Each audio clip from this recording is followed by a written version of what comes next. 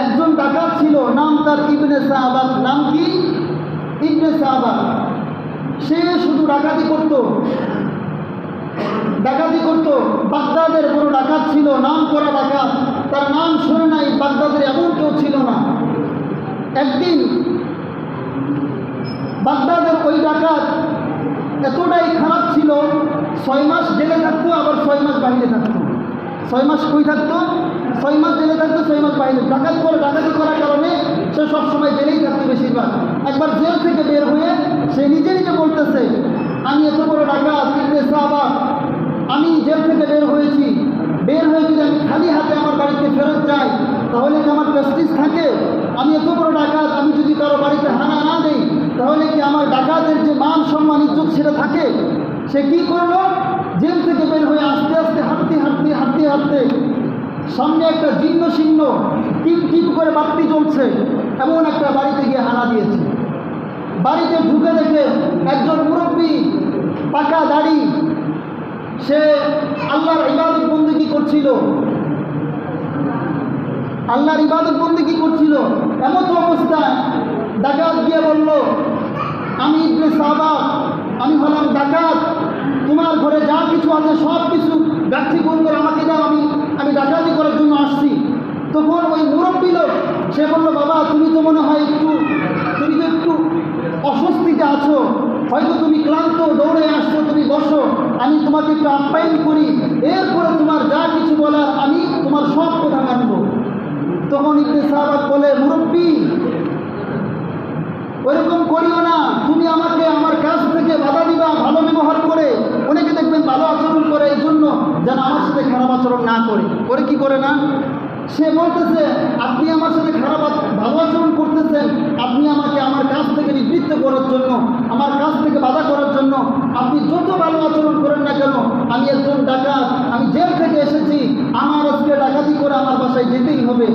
তখন ওই মুরব্বী বলল, তুমি একটু বসো, আমি দুধ গরম করছি, 1 গ্লাস দুধ খাও, তুমি হয়তো ক্লান্ত, তোমার ক্লান্ত চলে যাবে।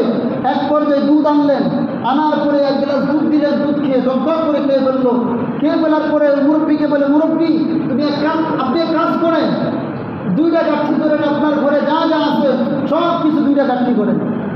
2টা গাঠি করে, একটা বড় গাঠি আর একটা ছোট গাঠি। ছোট গাঠিটা আমি মাথায় নিব, আর বড় গাঠিটা আপনি মাথায় নেবেন। আপনি মাথায় নিয়ে আমার গন্তব্যে, আমার বাড়িতে আপনি পৌঁছাই দেবেন। ওই মুরব্বী আল্লাহর ওলি, সে যেমনি বলছে অমনি করছে, 2টা গাঠি করছে। গাঠি করার পরে যখন বললো এখন আমার বাড়িতে এই গাঠিগুলো পৌঁছাই দিতে হবে, মুরব্বীকে সামনে হাঁটাইছে। সামনে হাঁটতে মুরব্বী কখনো বোঝা নেওয়ার মতো সামর্থ্যের লোক না, সে কখনো মাথায় বোঝা বক্সা কখনো নেয় নাই। সামনে যেতে হুট করে পড়ে গেছে।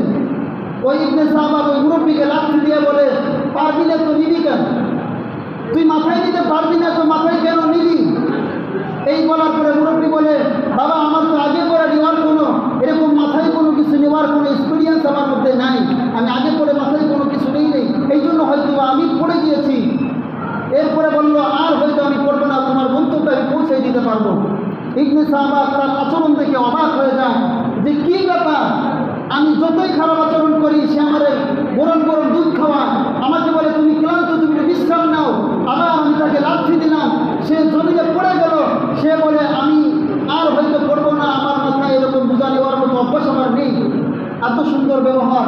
এক পর্যায়ে যখন বাড়িতে পৌঁছে গিয়ে যখন ইবনে সাবাকের বাড়িতে ঢুকলেন, ঢুকার পরে ইবনে সাবাকের বাড়ি সামানাপত্র দিয়ে যখন চলে আসবেন, তখন ওই মুরব্বী বলতেছে, বাবা তুমি যদি কখনো বিপদে পড়ো বা আমি তোমাকে ভালো করে আপ্যায়ন করতে পারি নাই, ভালো করে তোমাকে কোনো কিছু দিতে পারি নাই, কোনো কিছু করতে পারি নাই তোমার জন্য, সামনে আমার সাথে তুমি দেখা করো, হয়তো তোমাকে সুন্দর করে আপ্যায়ন করব।